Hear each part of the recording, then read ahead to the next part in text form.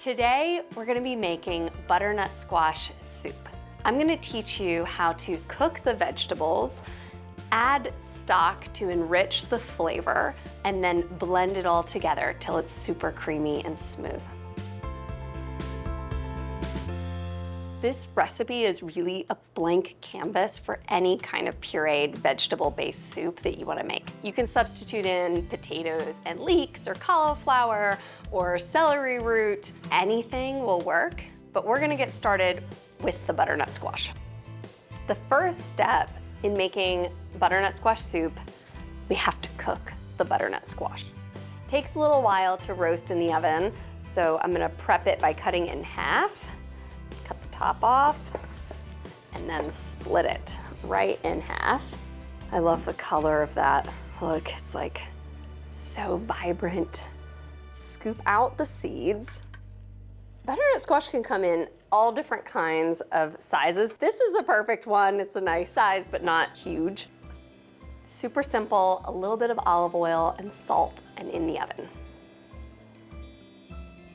I'm gonna put this in the oven at 400 degrees for about 30 to 40 minutes. Cut side down, because then that cut side can start to caramelize a little bit.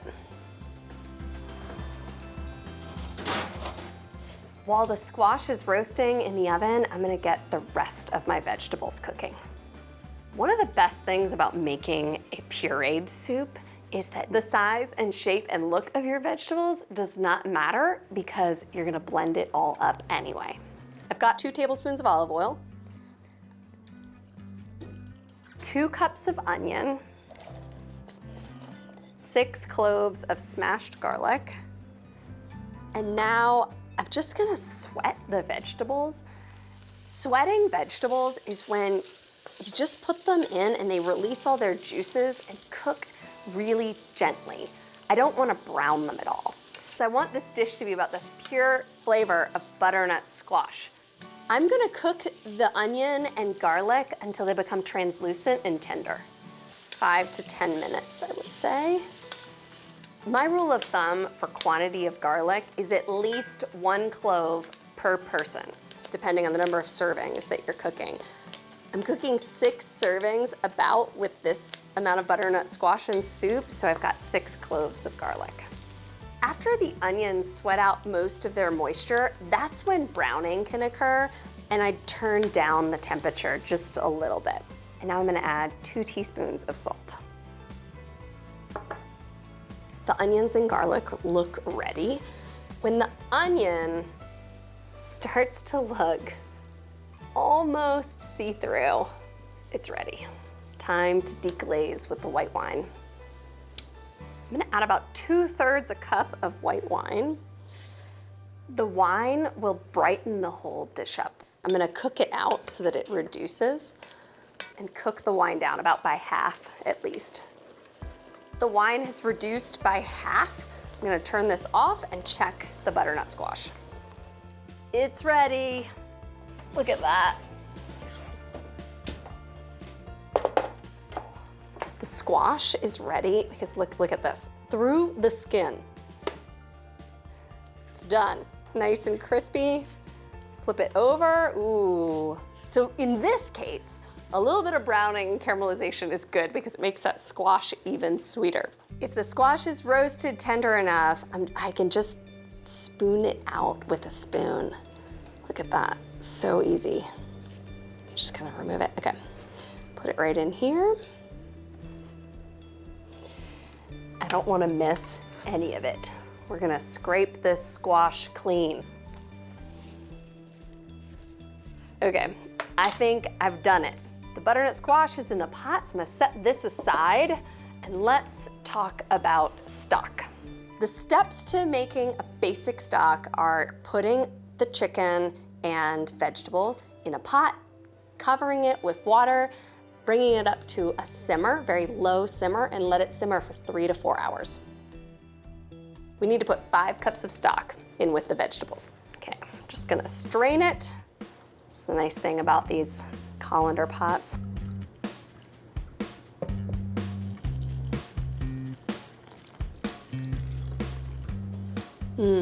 Chicken stock smells like home. My mom used to make batches of it and then freeze it in these little like pint containers in our freezer. It was not ice cream.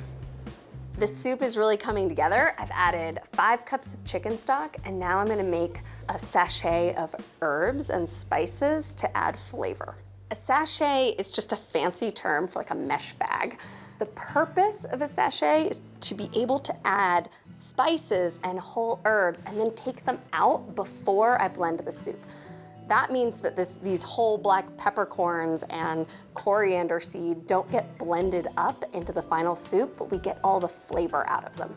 Put in the coriander seed and about a teaspoon of black peppercorns and a couple sprigs of thyme. I'm just gonna tie it tight. The sachet bag is filled, drop it right in.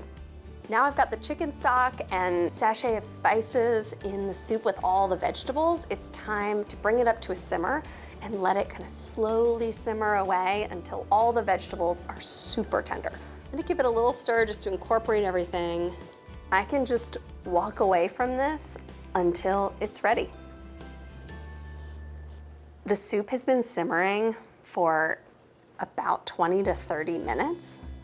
I'm gonna take out the sachet of herbs, put that over here, and you can tell this is ready because the vegetables are super smushy. They just kind of melt in my hands.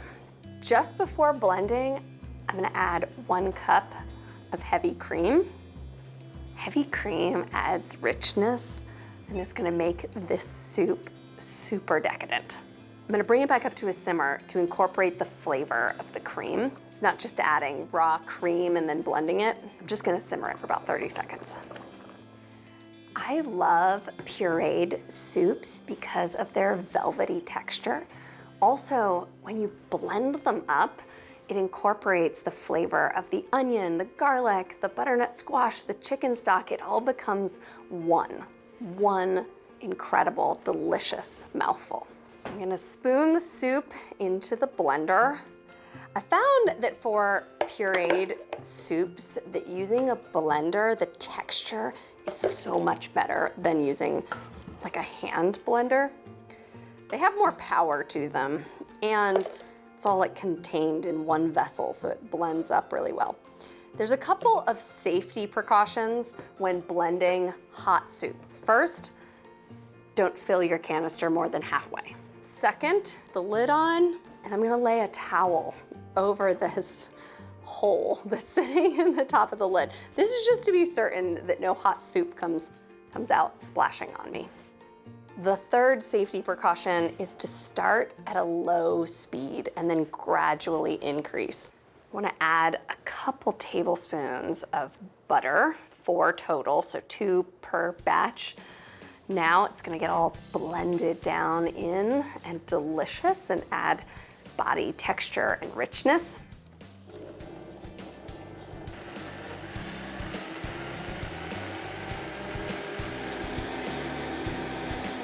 That looks great. Oh yeah, it's perfect. Super creamy. Look at this.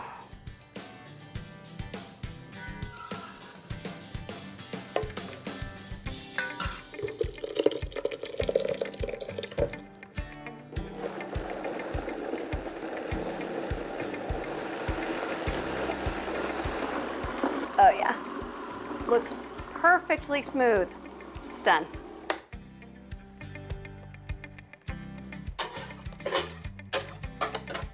I've got a little bit of cayenne and nutmeg to season it, so also gonna check for salt.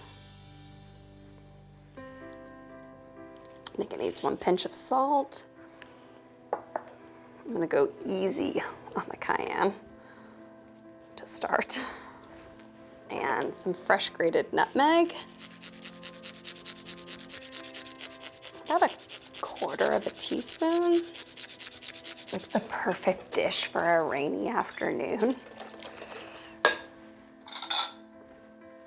What I'm looking for when I'm tasting this soup is I want to be able to taste a little bit of the nutmeg and a little bit of the cayenne. And I need to add just a touch more. We're gonna be a little more generous.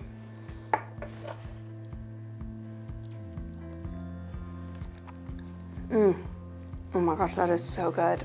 It's perfect.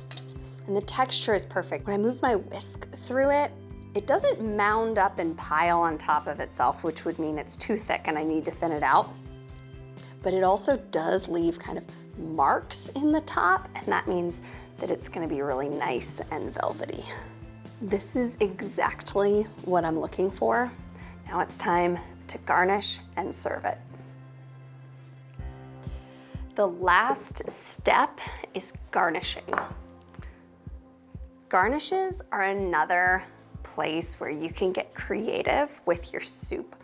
I am gonna garnish with some roasted, salted pumpkin seeds, a little bit of creme fraiche, and some olive oil, but you could use balsamic vinegar, croutons, herbs, whatever you have on hand and think might pair well with your soup. I'm just gonna quickly drizzle some olive oil on top, and then a little bit of pumpkin seeds, nice dollop of creme fraiche. That looks beautiful. I can't wait to dig in.